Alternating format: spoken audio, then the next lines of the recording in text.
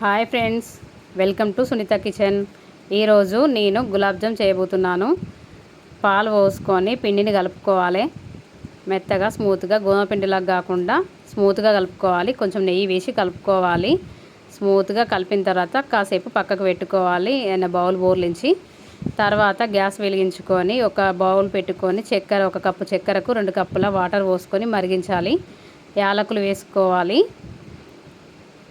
చక్కెర కరిగేంత వరకు ఒకసారి కలుపుతూ ఉండాలి. చక్కెర ఆనకం వచ్చిన తర్వాత దాన్ని పక్కకు పెట్టుకొని చిన్నగా ముద్దల్లాగా చేసుకోవాలి. నెయ్యి రాసుకోవాలి. చేతికి నెయ్యి రాసుకుంటూ అన్ని ముద్దలు కంప్లీట్గా పగులు రాకుండా స్మూత్గా కలుపుకోవాలి. గట్టిగా ప్రెస్ చేసుకుంటూ అన్నీ కంప్లీట్ అయినాయి ఫ్రెండ్స్. ఇప్పుడు కడాయి పెట్టుకొని ఆయిల్ పోసుకోవాలి. ఆయిల్ వేడెక్కిన తర్వాత ఒక్కొక్కటిగా చేసుకున్న అది గులాబ్ జామ్స్ అన్నీ దానిలో వేసుకోవాలి. గ్యాస్ మాత్రం సిమ్లో పెట్టాలి. గోల్డ్ కలర్ వచ్చే వరకు వేపుకోవాలి.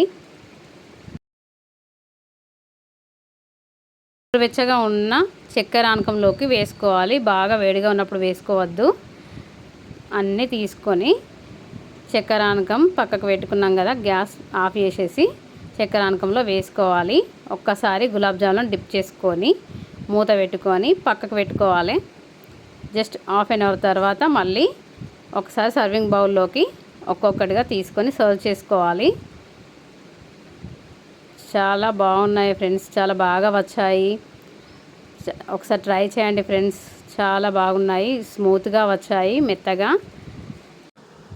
ఈ వీడియో మీకు నచ్చినట్టయితే లైక్ చేయండి, షేర్ చేయండి, సబ్స్క్రైబ్ చేయండి. సూపర్గా ఉన్నాయి ఫ్రెండ్స్.